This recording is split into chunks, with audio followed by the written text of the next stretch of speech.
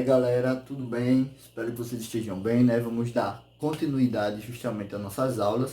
Pessoal aí do sétimo ano, tá bom? Vamos lá expandir justamente o nosso conhecimento. Vocês viram que na aula passada a gente terminou justamente o conceito de renascimento, né? O conteúdo como renascentista. E agora a gente vai iniciar outro conceito, né? Outro acontecimento histórico que foi muito importante também graças a essa questão do renascimento, né? Então a aula de hoje vai ser justamente sobre a reforma protestante e a contra-reforma, tá bom? A gente vai ficar aí umas duas aulas, né, falando sobre esse assunto, ele é muito importante. Hoje a gente vai iniciar dando os primeiros, né, os primeiros nomes importantes dessa reforma, até chegar no principal deles, que é justamente um carinha chamado Martim Lutero, tá bom? Tenho certeza que vocês já ouviram falar nesse cara. Esse cara foi de fundamental importância para que houvesse justamente essa reforma protestante, tá bom? Por que reforma protestante?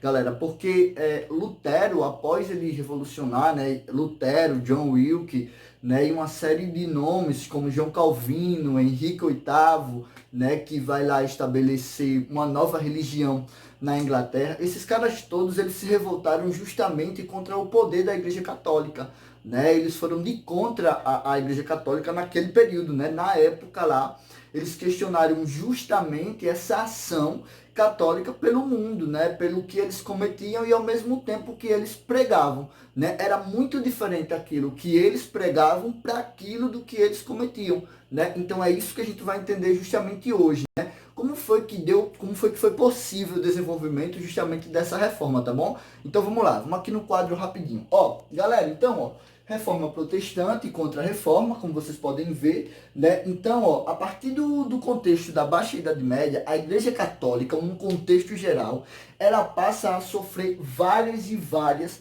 acusações, em geral, de forma geral. Por quê? Né? Porque as suas práticas iam justamente de contra aquilo que ela pregava. Então, ó, eu coloquei aqui no quadro 3 pontos centrais para que vocês possam entender de fato essa reforma. Então, o primeiro deles, ó, a venda dos cargos eclesiásticos.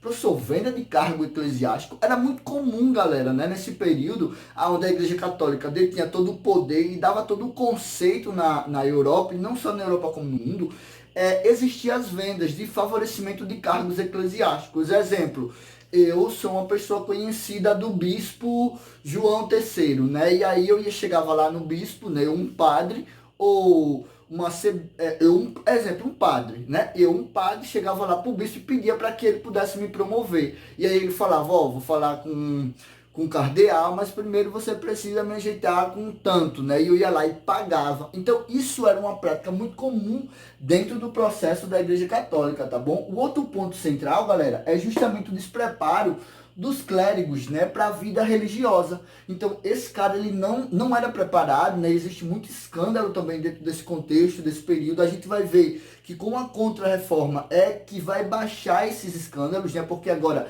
vai ter todo um preparo para a pessoa ser um clérigo, né, para ingressar na vida religiosa, para ingressar na vida católica, tá bom? Então vamos lá, ó, e sem contar que a vida luxuosa desse clero, né? Quando eu falo clero, pessoal, eu falo todo o contexto religioso, né? Toda a hierarquia religiosa dentro da Igreja Católica. Então o que acontece? Muitos desses padres, né, bispo, arcebispo, até o próprio Papa, galera, na época, eles viviam de forma luxuosa, dizendo que para o mundo, né, para o homem que ia lá se confessar, era pecado ser rico, ter dinheiro, era luxúria, era isso, era aquilo, mas na verdade eles todos, né, eram extremamente ricos, né? Por quê? Porque, galera, ó, por incrível que pareça, deixa eu só falar um dado para vocês.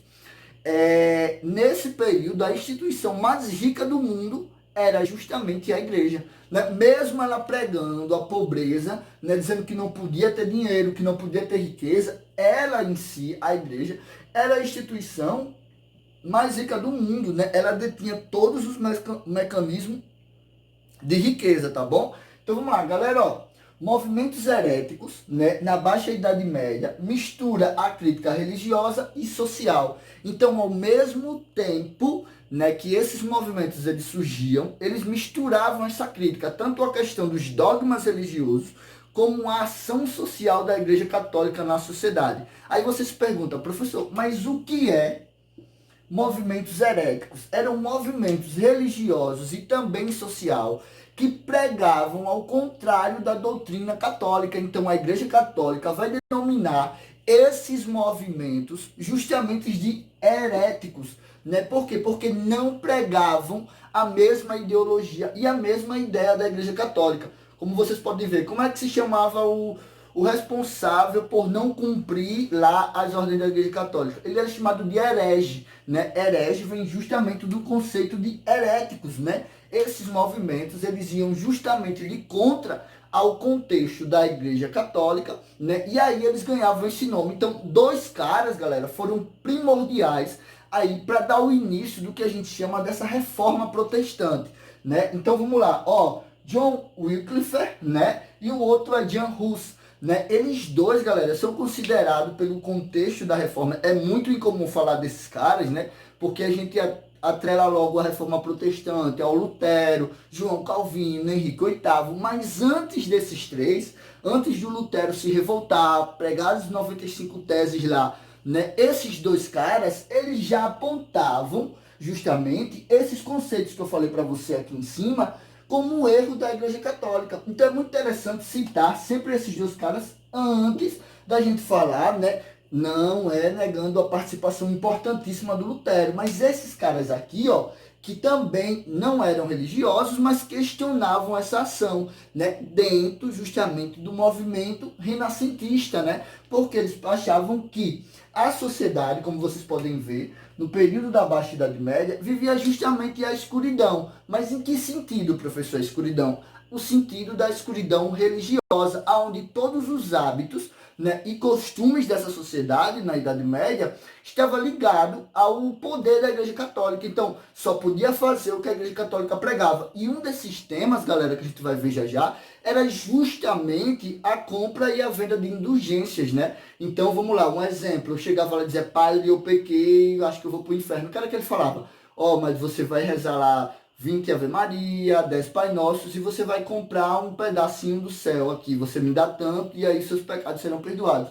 E esses caras, esses movimentos, eles já se revoltavam contra isso, né? Então, quando Lutero vem justamente, de fato, impregnar essa crítica mais forte à Igreja Católica, ele vem justamente baseado na ideia desses dois senhores aqui. Beleza? Então vamos lá. Ó, a formação das monarquias nacionais, que a gente já viu, lembra lá, Espanha e Portugal, né? Ó, o movimento renascentista, que foi o nosso último assunto, né? E o crescimento dessa burguesia, que agora essa burguesia, ela não queria mais dividir essa questão da riqueza, né? Ajudaram para que o poder do Papa e o poder da Igreja Católica no mundo viesse a enfraquecer, né? Então, galera, esse é o contexto inicial da Reforma Protestante, tá bom? Então, pessoal, assistam um vídeo, é muito importante que vocês estudam. Aquele colega de vocês, estudem, né? Desculpa.